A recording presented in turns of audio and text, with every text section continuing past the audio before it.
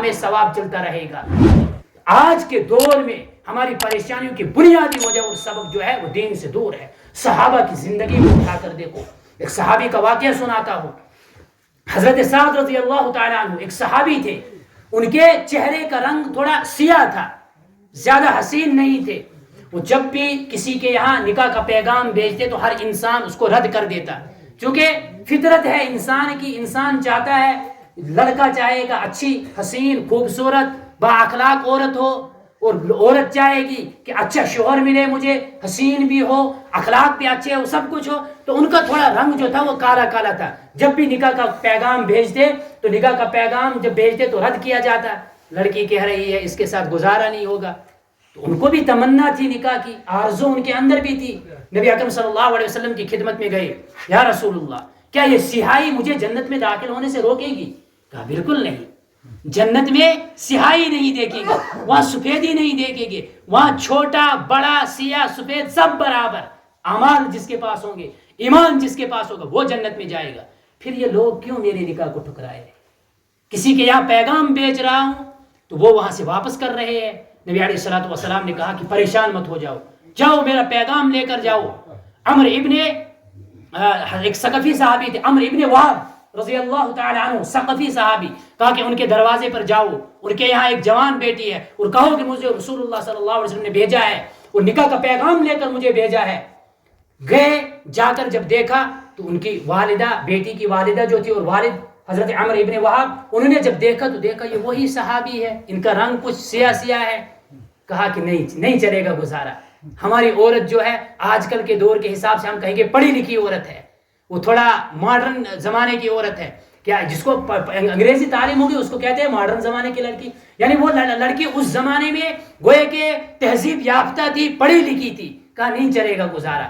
لڑکی یہ تکرار سن رہی تھی، یہ باتیں سن رہی تھی، اس نے جب اندر سے سوچا کہ یہ انہوں نے اس کو واپس کر دیا، انہوں نے اس کو رشتہ نہیں دیا، اندر سے ہی وہ اپنے والد کو آواز دی، یہ نبی علیہ الصلوۃ والسلام کا فرمان تھا، یہ اس صحابی کا پیغام نہیں تھا، کیا تم نے ایسا حضور کے پیغام کو ٹھکرا دیا؟ یعنی بہت کچھ بتایا کہ آپ صلی اللہ علیہ وسلم کے پیغام کو ہم کیسے ٹھکرا سکتے ہیں۔ اپنے والد کو فوراً دوڑایا اور دوڑا کر حضور علیہ الصلوۃ والسلام کی خدمت میں پہنچایا کہ جاؤ مجھے رشتہ قبول ہے، اور آپ بھی کہو کہ مجھے رشتہ قبول ہے۔ جب آپ صلی اللہ علیہ وسلم کے پاس آئے، گفتگو ہونے کے بعد انہوں نے کہا کہ اس طریقے سے یا رسول اللہ معاف کر دیجئے، آپ صلی اللہ علیہ وسلم کوئی ٹینشن نہیں، کہا کہ نکاح کی تیاری کرو۔ ان صحابی نے کہا کہ آپ صلی اللہ علیہ وسلم کا آپ نکاح پڑھا دیجئے۔ اب جو صحابی تھے حضرت سعد، جو گورا نہیں تھے، سیاہ تھے تھوڑا تھوڑا، انہوں نے کہا آپ صلی اللہ علیہ وسلم سے کہ میں نکاح کہاں سے کروں گا؟ چاہت تو ہے، اب شادی ہے، شادی کے لیے کچھ حق مہر ادا کرنے کے لیے کچھ رقم ہونی چاہیے، اپنی دلہن کے لیے ایک دو سوٹ لینے کے لیے کچھ ہونا چاہیے۔ وہ شادی ہوتی تھی، وہاں یہ نہیں ہوتا تھا کہ 3 4 دن سے پہلے 10 15 سوٹ لاؤ، ہلدی رات کو ہلدی لگاؤ، فلانی رات کو یہ لگاؤ، مہندی کو مہندی لگاؤ، وہاں یہ نہیں تھا۔ حضور نے کائنات کی معزز ترین عورت آپ صلی اللہ علیہ وسلم کی بیٹی حضرت فاطمہ الزہرا رضی اللہ تعالیٰ عنہ کا نکاح کیسے کیا؟ خود لے کر گئے اور مغرب کے بعد حضرت علی کے گھر پہنچا دیا۔ کوئی وہاں پر دنیا کے یعنی جو صحابہ کرام تھے کسی کو دعوت نہیں کی، کوئی وہاں پر کوئی ایسی چیز تھی ہی نہیں، بلکہ سادہ شادی خود پہنچا دیا۔ آج ہم کیا کہتے ہیں؟ مہاراج جین تم سے 80 نفر، ماہر سید گژھن 160، ادھر سے بھی ادھر، ادھر سے بھی ادھر، پتہ پیتن قرض کرتی کرنی وول مگر کرن جو۔ انہی رسموں نے آج ہم کو وہاں پہنچایا جہاں ہم خیال بھی نہیں کرتے تھے، گمان بھی نہیں کر سکتے تھے کہ ہم بھی یہاں پہنچیں گے۔ انہی چیزوں نے ہم کو یہاں پہنچا۔ الغرض وہ صحابی گئے، اب صلی اللہ علیہ وسلم کا یا رسول اللہ کچھ ہے ہی نہیں، کہا جاؤ علی کے پاس، جاؤ عثمان کے پاس، جاؤ عبد الرحمن کے پاس رضوان اللہ عنہم اجمعین، علی سے کہو 200 درہم وہ دے گا، عثمان سے کہو 200 وہ دے گا، اور عبد الرحمن سے کہو 200 درہم وہ دے گا، 400 درہم تیرا مہر، اور 200 درہم جو بچے گا اس کے لیے اپنی دلہن کے لیے کوئی کپڑا وغیرہ لے کر آنا۔ ٹھیک ہے، دوڑتے دوڑتے گئے، خوشی کا کوئی ٹھکانہ نہیں ہوگا اس وقت، چونکہ اب تک مل ہی نہیں رہا تھا۔ اب جب ملا، اب وہ وقت آ چکا ہے، اس وقت کتنی خوشی ہوگی اس کو۔ جب گئے ان کے پاس پہنچا، انہوں نے دے دیا۔ پھر آپ صلی اللہ علیہ وسلم کے پاس آئے، کہا کہ جاؤ کچھ سامان لے کر آؤ۔ بازار کی طرف نکلے سامان لانے کے لیے، خوشی خوشی جھوم رہے ہیں کہ آج شادی کا دن ہے، وہ وقت آ چکا ہے جس کا مجھے انتظار تھا، کوئی دے نہیں رہا تھا، حضور کے ذریعے سے مجھے بیوی مل گئی۔ کیا خوشی کا عالم اس وقت ہوگا۔ جو ہی بازار میں قدم رکھا تب تک اعلان ہو گیا، قوموا للہ نکل جاؤ اللہ کے راستے میں، نکل جاؤ، رسول کا پیغام آ چکا ہے، رسول کا حکم آ چکا ہے، نکل جاؤ۔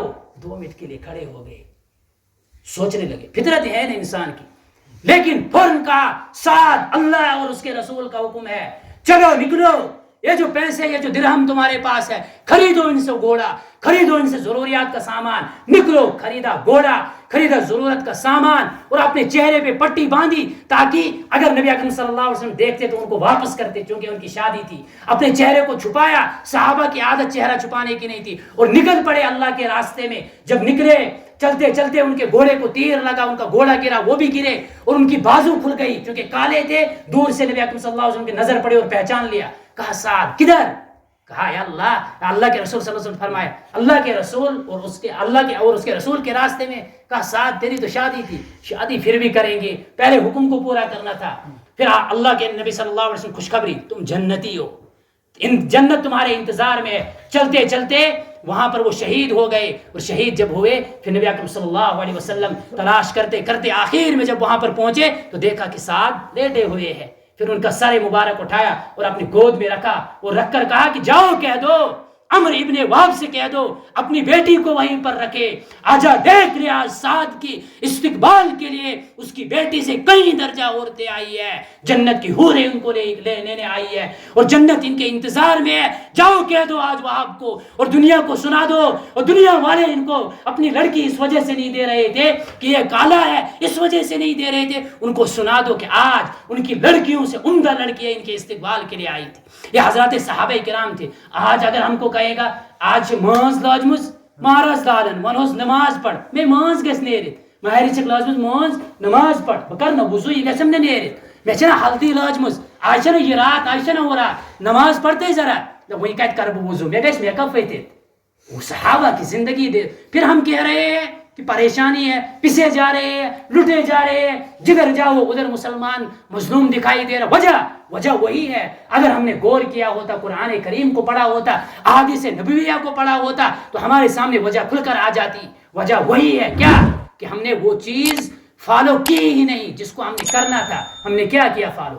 انگریزوں کا فیشن، انگریزوں کا طرز عمل، ان کی زندگی کو اپنی زندگی میں لایا۔ کاش ایک مرتبہ نبی علیہ الصلوۃ والسلام کی زندگی کو اپنی زندگی میں اپنی زندگی کو ان کی زندگی میں ڈالا ہوتا، اس کو سنوارا ہوتا، جیسے حضرت صحابہ کرام کا جذبہ تھا۔ حضرت صدیق اکبر کے بارے میں آتا ہے کہ اتنی زیادہ آپ صلی اللہ علیہ وسلم کے مشابہ تھے، طور و طریق میں، شکل میں آپ صلی اللہ علیہ وسلم جیسا لباس، یعنی پوری تمام تر چیزیں اپنے اندر تھی کہ جب ہجرت کے موقع کا جو واقعہ ہے، اس وقت جب مدینہ پہنچے، قباء میں تھے، آپ صلی اللہ علیہ وسلم بیٹھے تھے، ابو بکر بھی بیٹھے تھے، لوگ آئے، لوگوں نے سوچا کہ ابو بکر ہی نبی آخری نبی ہے، مدینہ والوں نے دیکھا مت تھا، اس وجہ سے کہ آپ صلی اللہ علیہ وسلم اور ابو بکر میں کوئی فرق نہیں تھا، لوگوں نے سوچا کہ یہی ہے۔ پھر وہ ابو بکر خود کھڑے ہوئے اور رومال پکڑ کر آپ صلی اللہ علیہ وسلم کا سایہ کیا، لوگوں نے سوچا کہ یہ غلام ہے اور آقا نیچے بیٹھے ہیں۔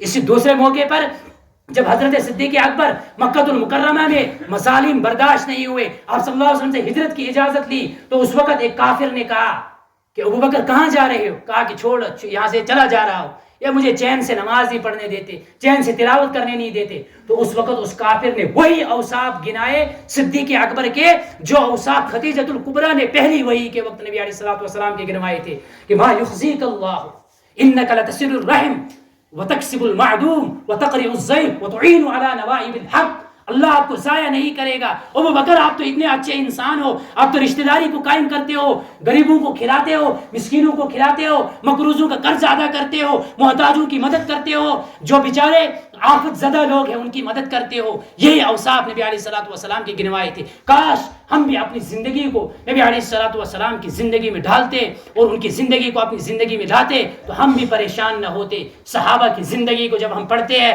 تو اس وقت دیکھتے ان کے پاس کیا ہوتا تھا، کوئی عہدہ، کوئی مال و دولت، کچھ نہیں ہوتا تھا ان کے پاس۔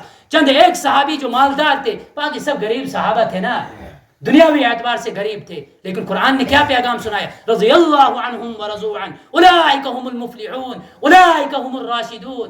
ہمیشہ کے لیے کامیابی کی سرٹیفکیٹ مل چکی ہے ان کو، لیکن وہ کب؟ جب انہوں نے اپنی پوری زندگی کو نبی علیہ الصلوۃ والسلام کے قدموں میں ڈال دیا، اللہ اور اس کے رسول کے طریقوں پر گزارا۔ اللہ رب العزت سے دعا ہے کہ ہمیں بھی اپنے احکام اور نبی کے طریقوں کو اپنی زندگی میں لانے کی توفیق